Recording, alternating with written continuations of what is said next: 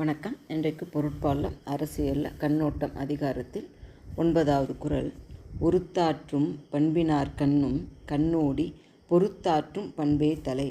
ஒருத்தாற்றும் பண்பினார் கண்ணும் கண்ணோடி பொறுத்தாற்றும் பண்பே தலை. இல்லை, ஒருத்தாற்றும் ஒருத்தல் அப்படின்னாக்கா தண்டித்தல் அப்படின்னு வரும்.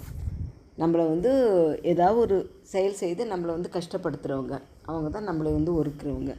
அப்படி ஒருத்தாற்றும் பண்பினார், அப்படி நம்மை துன்புறுத்தக்கூடிய பண்பை உடையவர்களிடத்தும் கண்ணோடி அப்படின்னா கருணையோடு கண்ணோட்டம் உள்ளவனாய் பொறுத்தாற்றும் பண்பு, அவங்க செய்யக்கூடிய குற்றத்தை பொறுக்கும் இயல்பே பொறுத்தாற்றும் பண்பே தலை. அந்த ஒரு பண்பு தான் அரசனுக்கு அல்லது ஒரு தலைவனுக்கு தலை சிறந்த பண்பு அப்படின்னு சொல்கிறாரு.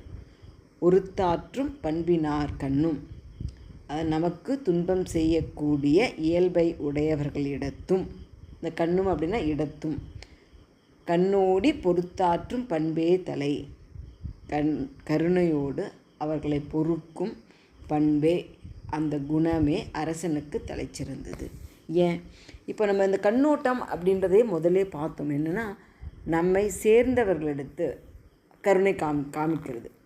இது வேறு யாருக்கோ எதிரிகளுக்கு காமிக்கிற கருணை அப்படி கிடையாது.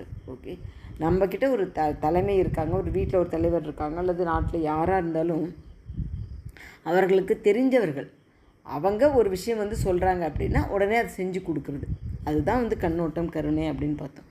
ஆனால் அதுவும் நம்ம சரியாக தான் செய்யணும். ஏன்னா எல்லாருக்கும் எல்லாத்தையும் பண்ணி கொடுத்துட முடியாது.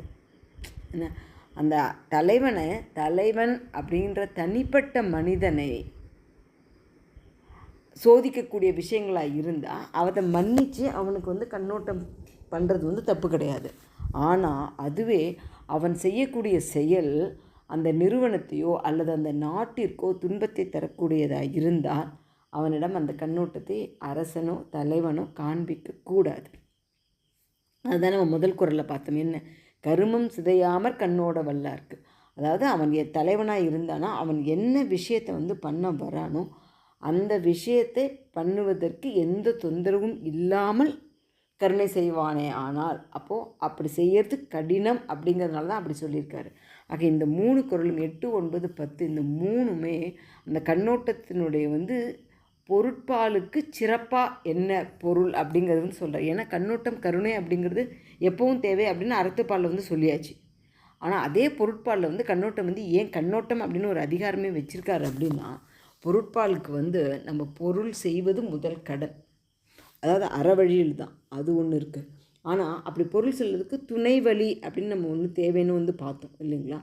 அப்போது நம்மை சுற்றி இருக்கவங்க தான் நம்மளுடைய துணை. அந்த சுற்றி இருக்கின்றவர்கள் நமக்கு நிறைய பேர் இருக்கும்பொழுது அந்த துணை வழி நமக்கு அதிகமாகும். அப்போ வெற்றி அதிகம் இல்லைங்களா. அப்போது அந்த துணை ஒரு சின்ன சின்ன தவறுகள் செஞ்சுது அப்படின்னா அதை பொறுத்து கொண்டு போயிட்டே இருந்தால் தான் அந்த துணை வழி நமக்கு எப்போவுமே இருந்துக்கிட்டே இருக்கும். அப்போது நம்முடைய வெற்றி இன்னும் மேம்பட்டு கொண்டே போகும். அதை தான் சொல்கிறார். இந்த பண்பினார் ஒருத்தாற்றும் பண்பினார் அப்படின்னு சொல்கிறதுனால நம்மளோட பழகிட்டே இருந்ததுனால அவனோட இயல்பு அதுதான் அப்படின்னு நமக்கு தெரியும்.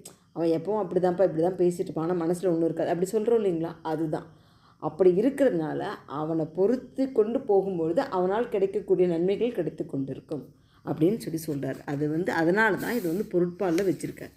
பொருட்பாலில் வச்சதுனால கண்ணோட்டம் கருணை அப்படின்றது எப்போ வேணால் பண்ணலாம் அப்படிங்கிறது கிடையாது. இது பொருட்பாலுக்கும் பொருள் செய்வதற்கும் துணை செய்யும். அதனால் அந்த கண்ணோட்டத்தை கவனமுடன் செய்யணும் அப்படிங்கிறது சொல்கிறார். சரிங்களா. நன்றி, வணக்கம். நாளை எடுத்து